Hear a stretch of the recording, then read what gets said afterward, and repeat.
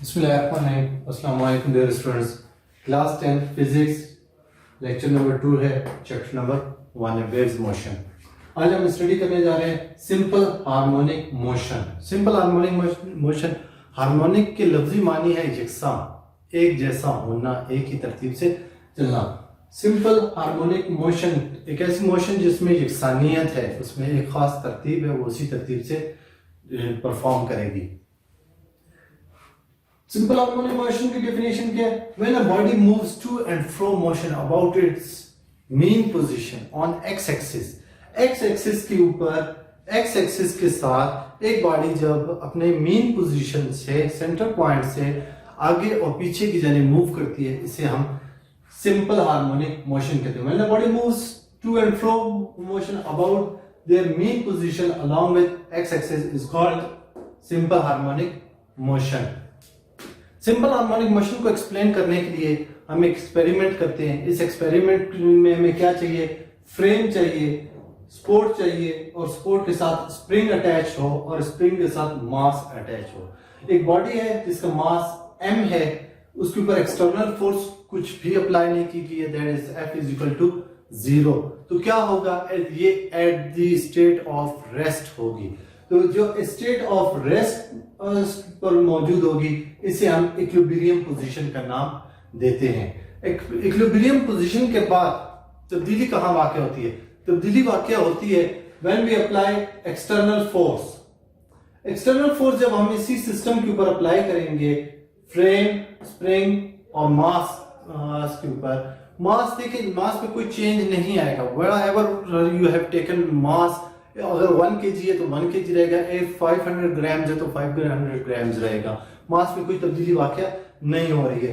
तब्दीली कहाँ वाक़या हो रही है? स्प्रिंग में हो रही है। जब हम external force F E x t subscript में लिखते हैं, एक्सटर्नल फोर्स अप्लाई करेंगे, बैरूनी एक फोर्स आएगी, वो अप्लाई की जाती है, तो ये अपनी मेन पोजीशन से स्प्रिंग एक्सटेंड करेगा। एक्सटेंशन के इस अमल को हम कहते हैं डिस्प्लेसमेंट ऑफ द मास। इसने कितनी डिस्प्लेसमेंट? मेन पोजीशन से पॉइंट पोजीशन ए तक ये डिस्प्लेस्ड हो चुका है। इस डिस्प्लेसमेंट को हम x से जाहिर करते हैं। x मीन कि डिस्प्लेसमेंट वाकया हुई है स्प्रिंग में। अब under the influence of external force apply करने पर स्प्रिंग एक्सपेंड कर जाएगा। इसके बाद क्या होगा? इसके बाद ये सिस्टम को जब आप रिलीज कर देंगे तो यही फोर्स स्प्रिंग इसके अगेंस्ट लगाएगा, इसे हम रिस्टोरिंग फोर्स कहते हैं। स्प्रिंग क्या करेगा? इसे वापस अपनी मीन पोजीशन या जीरो पोजीशन पर, बैलेंस पोजीशन, मीन पोजीशन पर लाने के लिए स्प्रिंग इसे वापस अपनी जानिब खींचता है। ये जो स्टिफनेस है स्प्रिंग के अंदर, इसे हम कहते हैं K is a constant ratio. ये क्या है? ये फोर्स, अब एक्सटर्नल फोर्स के अंदर लेंथ में चेंज आने को हम स्प्रिंग कांस्टेंट K कहते हैं।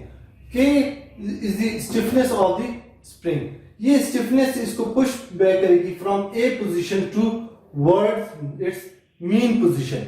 लेकिन मीन पोजीशन के ऊपर हम 9th क्लास में स्टडी कर चुके हैं, इनर्शिया की फोर्स अमल करना शुरू कर देती है।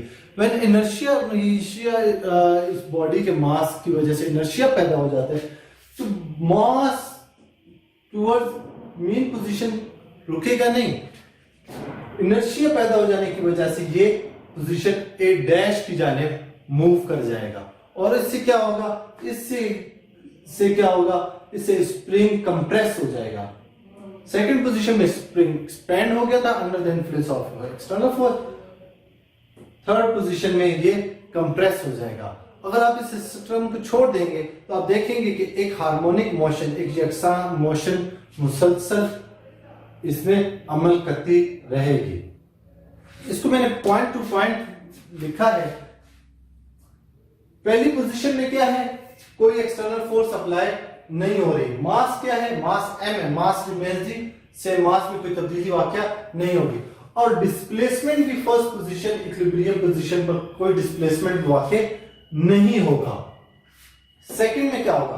फिर अगर हम एक्सटर्नल फोर्स अप्लाई कर देते हैं, एक्सटर्नल फोर्स के अंडर स्प्रिंग एक्सपेंड हो जाएगा, along x axis outward move करेगा, और स्प्रिंग के एक्सपेंड करने से मास में डिस्प्लेसमेंट पैदा होती है।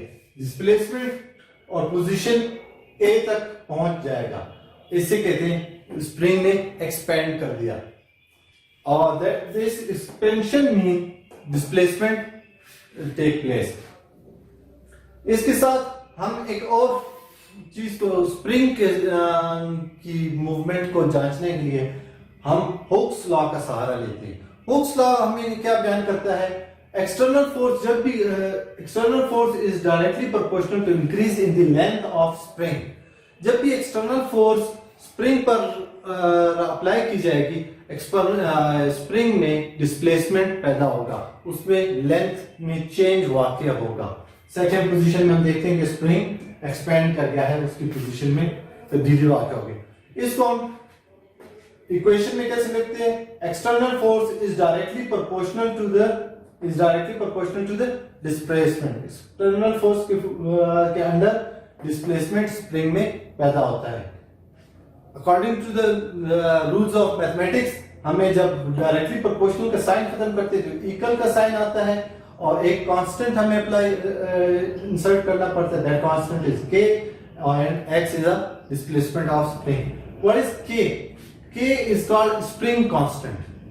के किस चीज को कहते हैं? स्प्रिंग कांस्टेंट को कहते हैं। अब के की डेफिनेशन क्या है? कि स्प्रिंग के अंदर जो फोर्स काम कर रही है, जो स्प्रिंग की स्टिफनेस है, जो उसके काम नहीं होने देती, आप स्प्रिंग को एक्सपेंड करना चाहें, वो अपने आप को वापस खींचता है। आप उसको कंप्रेस कर दें, वो अपने आप को रिलीज करने की कोशिश करता है। The ratio of external force acting on a spring increase the length. Force का स्प्रिंग के ऊपर अमल करना उसकी लेंथ में तब्दीली वाकई पैदा करता है। इस तब्दीली को हम स्प्रिंग कांस्टेंट कहते हैं। Unit of spring constant is newton per metre. Newton is the unit of force and metre is the unit of length. 9th class में आप शुरू के चैप्टरों में स्टडी कर चुके हैं डिराइव्ड यूनिट्स। नंबर 4 पॉइंट क्या कह रहे हैं? कहते हो under the influence of external force जब हमने अप्लाई की थी तो स्प्रिंग में एक्सपेंशन का अमल हुआ था, डिस्प्लेसमेंट हुई थी। Under the influence of external force spring के अंदर डिस्प्लेसमेंट का अमल हुआ था। अब यहां पर जब आप एक्सटर्नल फोर्स अप्लाई करना रोक देंगे, एब्सेंस ऑफ एक्सटर्नल फोर्स हो जाएगी, तो क्या होगा? जब आप स्प्रिंग को छोड़ेंगे तो वो बैकवर्ड दोबारा मूव करेगा टुवर्ड्स इट्स मीन पोजीशन। ये वापसी का अमल जो कि स्प्रिंग की वजह से हुआ, ये किस फोर्स के अंदर होता है? ये होता है under the force of name, हम इसे नाम देते हैं रिस्टोरिंग फोर्स का। रिस्टोरिंग फोर्स एक्चुअली इस मास को वापस मीन पोजीशन की तरफ ले जाती है। मैंने यहां लिखा है F is equal to minus kx. This minus show the opposite direction. इस माइनस का और मकसद नहीं है, ये माइनस हमें शो करता है कि जिस जानिब हम ले गए थे अब डिस्प्लेसमेंट उसके अगेंस्ट हो रही है, अपोजिट साइड। हम इसका एक्सेलरेशन जानने के लिए according to the Newton second law, हम न्यूटन के सेकंड लॉ का सहारा लेते हैं। That was F is equal to ma.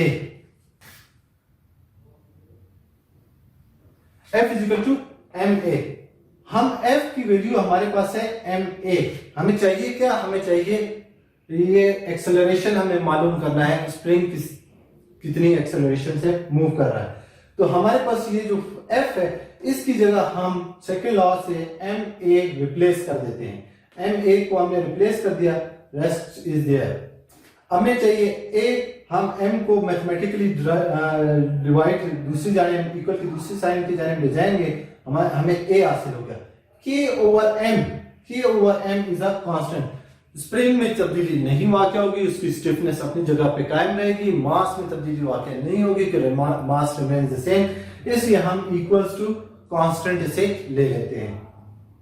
हमारे पास रिजल्ट क्या आया? हमारे पास रिजल्ट आया acceleration is directly proportional to minus x show opposite direction के जो एक्सेलरेशन है उस डिस्प्लेसमेंट से वो अपोजिट साइड पर नेगेटिव एक्सेलरेशन है।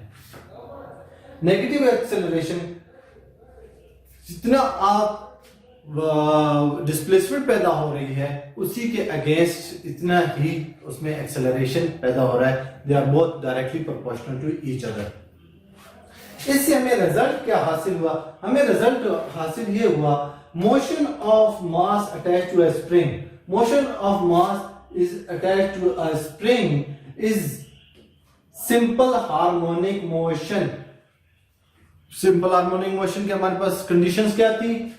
एक्स एक्सिस के अलाउंग होना चाहिए और टू एंड फ्रो मोशन होनी चाहिए, to and fro motion plus X axis. तो हमारा ये सिस्टम अब जो वर्क आउट कर रहा है ये अलाउंग एक्स एक्सिस और इसमें to and fro motion work out कर रही है। This is the result of this little equation and it proves that the simple harmonic the motion of mass attached to a spring is simple harmonic motion। आपका homework है, आपने wave की definition right out करनी है, simple harmonic motion की इसी topic में से आपको डेफिनेशन मिल जाएगी एंड क्वेश्चन नंबर 12.2 आपने इसको राइट आउट करना है। बहुत शुक्रिया।